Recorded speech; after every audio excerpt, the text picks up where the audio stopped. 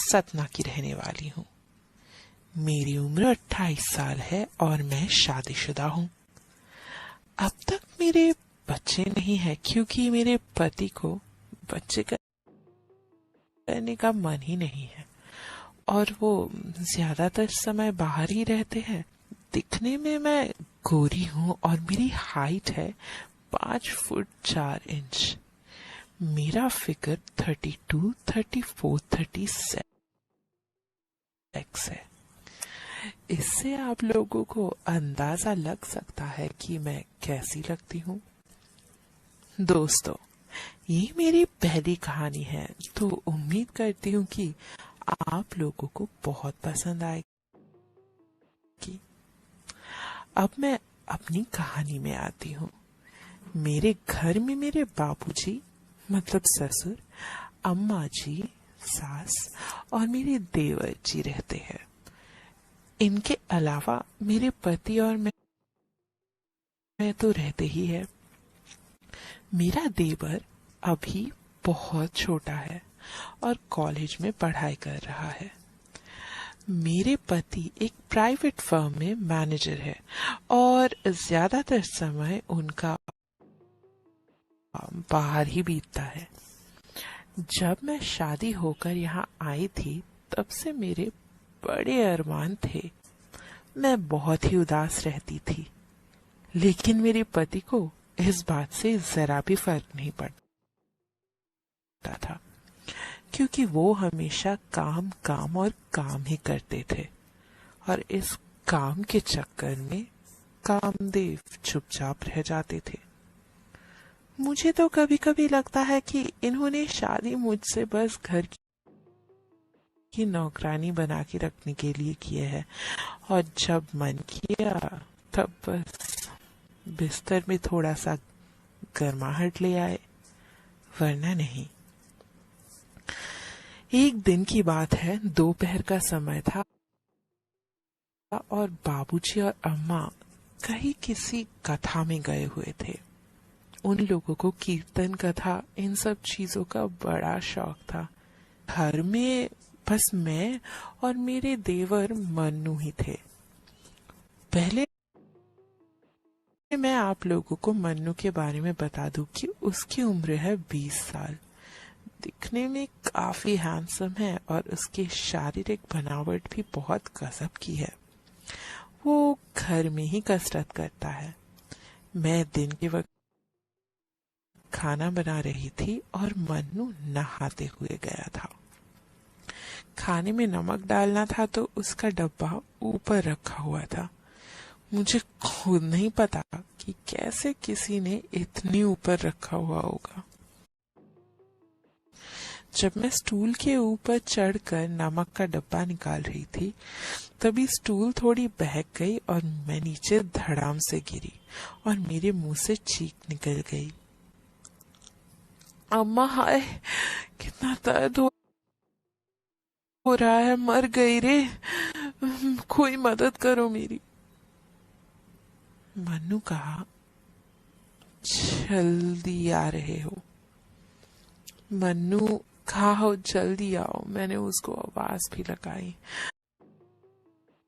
मन्नू भी जल्दी जल्दी में चड्डी पहनना भूल गया शायद और टेबल लपेटकर किचन में आ गया। मन्नू ने मुझे उठाते हुए पूछा, क्या हुआ भाभी?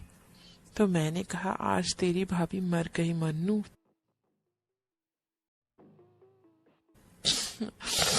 ओ जल्दी से कमरे में लेकर चल, मुझे बहुत दर्द हो रहा है मन्नू। उसने मुझे तुरंत उठाया और मुझे कमरे में ले गया। जैसे ही उसने मुझे बेड पर लिटाया तो टॉवल मेरी कंगन में फंस गई, जिस वजह से टॉवल खुल गए। मैंने उसे टॉवल दिया और कहा, ये ले लगा ले, और मुझे हंसी आ गई। मन्नू ने टॉवल लपेटकर कहा, भाभी आप हंस क्यों रहे हो? मैंने कहा, कुछ नहीं। फिर उसने कहा, भाभी मैं चेंज करके आता हूँ। मैंने कहा, अरे रुक मत जा अभी। सबसे पहले एक काम कर, किचन में जा, गैस बंद कर और फिर मेरे पास आ। उसने ठीक वैसा ही किया। फिर जब वो आया तो मैंने उससे कहा कि देख, टेबल के ऊपर ऑयल रखा हुआ है, वो जरा मेरे कमर में लगा के मालिश कर दे। उसने कहा ठीक है भाभी, कर देता हूँ, लेकिन इसके लिए आपको कपड़े उतारने पड़ेंगे। मैंने कहा रुक। उस समय मैंने गाउन पहना हुआ था, तो मैंने उससे कहा कि अरे देख क्या रहा है, करना मालिश। वो शर्म से लाल हो रहा था। मैंने अपनी नाइटी उतार दी और ब्रा पैंटी में उल्टे होकर लेट गई।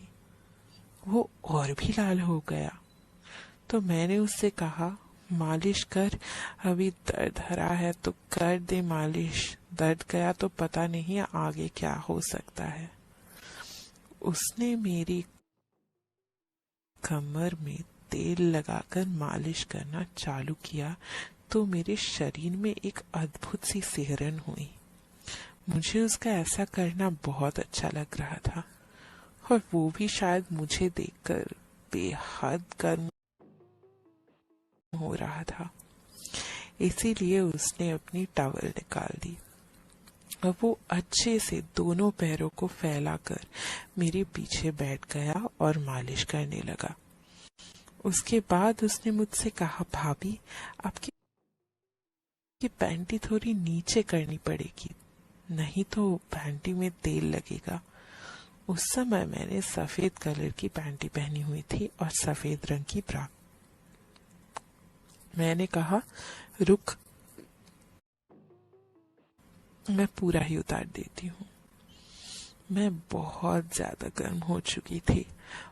फिर मैं पट होकर लेट गई और वो मेरे होठ में अपने होठ रखकर किस करने लगा, और मैं भी उसका पूरा साथ दे रही थी किसिंग में। मदहोश होते होते मैं इतना खो गई कि मुझे पता ही नहीं चला कि वक्त कितना बीत चुका है। और मुझे बड़ा मजा आया दोस्तों। तो आपको ये कहानी कैसी लगी ये बताइए ना मुझे। मुझे आपके फीडबैक का इंतजार रहेगा। फीडबैक देने के लिए आप कमेंट्स छोड़ सकते हैं मेरे लिए। मुझे बताइए कि मेरी ये कहानी आपको कैसी लगी, क्योंकि ये कहानियाँ मुझको इंस्पायर करती है आपके साथ और भी ज्यादा और भी ज्यादा करीबी बनाए रखने का। कहानियों का ये सिलसिला ऐसे ही जारी रहे, यही तो मेरी दिल की ख्वाहिश है, और मुझे मालूम है कि आपकी भी दिली ख्वाहिश उससे कुछ कम नहीं है। तो ऐसे ही मेरी कहानियां सुनते रहिए, और जितने दिनों तक मैं आपके लिए और भी नई कहानियां लेके वापस ना आ जाऊं, तब तक के लिए